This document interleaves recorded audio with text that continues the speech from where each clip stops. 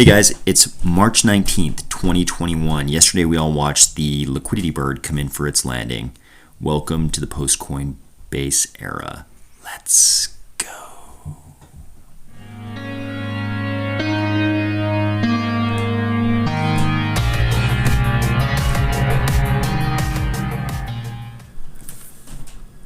Okay, so yesterday was the big day. Coinbase Pro, ADA listing. It happened. We had a couple of beautiful initial candles. I think a lot of us probably watched those build on the charts. This is not a financial or investment channel, so we're not ever really going to talk about what's going on price or the charts or anything like that. But I have to say it was a beautiful thing after all these years to watch those initial candles build on the charts, especially given what happened. I think that was probably very satisfying for a lot of people in the Cardano ecosystem, myself included for sure. And we'll leave it to other channels to talk about what happened after that and what's going to happen tomorrow and the days following. That's not what we do around here.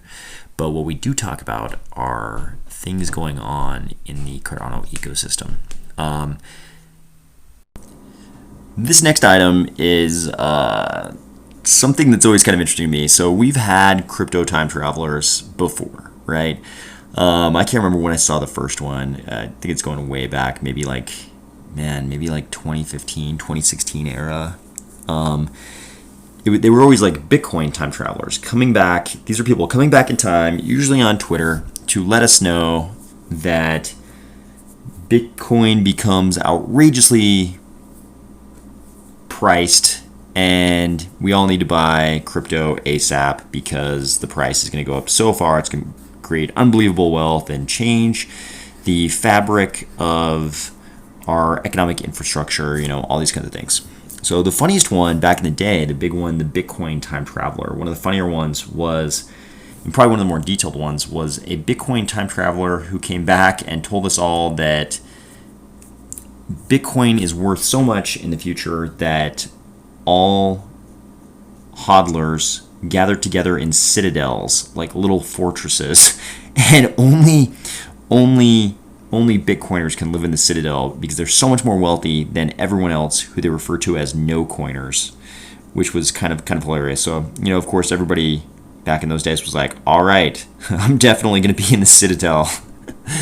So last week we talked about this new crypto time traveler who likes Cardano.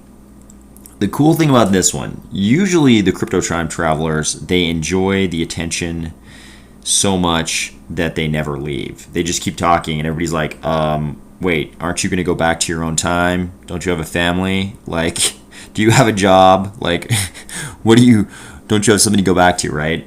This one, I like this one because almost from the very start, he kept saying his time here was limited and he would have to go back soon. And it looks like he's finally gone back home. So much credit to him for being one of the crypto time travelers that actually went back home. He said, it's been humbling, fun, and also extremely interesting. Hope I helped somewhat, ! God bless, goodbye, good luck to you all. And then he posted some kind of a Back to the Future GIF. I'm going to call it GIF, not GIF. To hell with you GIF people. I'm going to call it a GIF. See y'all in the future. Bye. I like it. If you are listening to this, crypto time traveler from the future, stay in the future. Don't come back. You've already said goodbye. Don't go back on that. You did a great job. You were a good crypto time traveler. Stay in the future. Good job. But you're done now. Stay there. So I have a strange feeling the crypto time traveler might come back.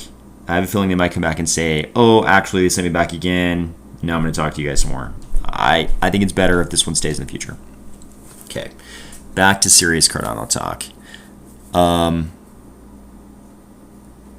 We got Charles's pre-recorded keynote address at the Blockchain Africa conference, right? So it's we've got the situation, the health situation going on. So he's not traveling to Africa to do this. He just pre-recorded a message, and it was released on YouTube this morning or late last night, I believe. I think somebody I know is listening to it. at like 1 a.m. last night or something like that. They told me they were anyways.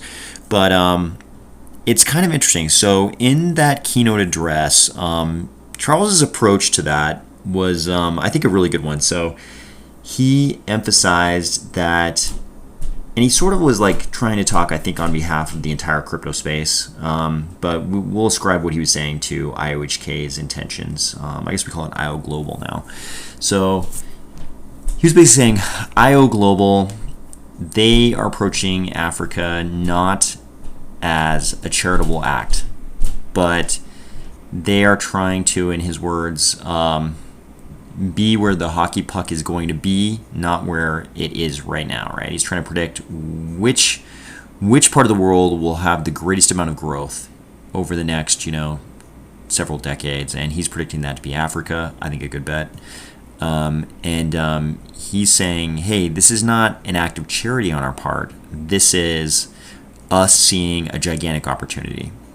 We're not going to give things to people. We're going to partner with people and create wealth. We're going to create wealth in a continent that he believes to be a wealthy continent, but whose wealth is frozen up by bad systems, so the wealth cannot be accessed by the people, which that was a really good approach.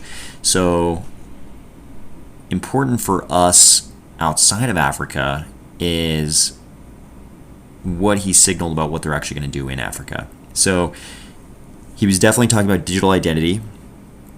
He specifically mentioned Atala Prism, right? And he said the digital identity that they're thinking of for some of these African projects. Obviously, Ethiopia is the one closest to being clinched. This digital identity project, it would be a digital identity that could be linked to wallets, payment systems, and property. This kind of dovetails with what we've heard previously, that maybe people would be paying their utilities or their telecom bills, using Cardano somehow. So it kind of makes sense. Maybe the project is they give everybody a Atala Prism, and down the road they'll try to link that to payment systems for things like utilities. Maybe telco type projects that can pay their phone bills, that kind of thing. But we still don't really know. He did reassert that the deals on the table in Africa would bring millions of users into the Cardano ecosystem. I think that was pretty interesting. I know people get freaked out right now whenever you mention Atala Prism, because everybody knows that Atala was, at least there was this notion back in the old days, that Atala was not going to be a public blockchain type solution. It was going to be a private blockchain type solution, like a federated system. You would go to a government or a company or some organization and say, hey, here's how you run a private blockchain. There was definitely a perception when Atala first came out that that's what we were talking about when people used the words Atala Prism. If you go to the Atala Prism website right now, the link is there in the Reddit post. It's atalaprism.io. Prism is spelled with an S in this case, ATALAPRISM.io. Under the FAQ section, there's a little section called How Does Atala Prism Leverage the Blockchain, or something like that, right? And it very specifically says, Atala Prism is going to do the following things on the Cardano blockchain. Atala Prism is built on the Cardano blockchain. So I think what I'm hoping and what I think is that these fears that Atala Prism would be this completely Cardano unrelated project, just a federated blockchain, making IO global, billions of dollars and leaving all the Cardano holders out in the cold. I believe those are unfounded fears. I don't think that's what's going to happen. I think that maybe the identity solution is this Atala Prism type product, but it sounds like it's going to be something that's definitely going to be running on Cardano, which I think is great for all of us in the Cardano ecosystem. So we still don't know everything about the African bird, right? We know it's going to be related to digital identity. We don't know a whole bunch more than that. We know it's going to be in Ethiopia. We know things are delayed. There was some kind of talk of a anti-corruption committee that was reviewing the project to make sure there was no corruption with the implication being that the committee, was just going to slow things down, but was kind of a necessary evil. So we don't know a whole bunch about what it's going to look like. We don't know any more. We don't know a lot more now than we did before this keynote address, but it sounds like things are still on track, and it sounds like IO Global's approach to their Pan-Africa strategy is a pretty good one. I mean, it's pretty hard to fault their stated goals. And if you want to know more about Atala Prism, I remembered that at the Shelley virtual conference held some months ago, they did a demo on Atala Prism. So you can go to the Atala Prism website and download the app, and there's kind of a nice demo there that shows you how Atala Prism can be used to basically do digital identity, to do things like credentialing for academic degrees, proof of insurance, proof of employment, stuff like that. Like obviously proof of employment could be pretty important if we start doing some kind of micro lending on Cardano, right? That could be super useful to see who would be able to pay back those microloans because they're employed, or they have some other means to pay them back. So check that out if you're curious, and otherwise keep your fingers crossed, and let's hope the African bird comes in for a landing soon.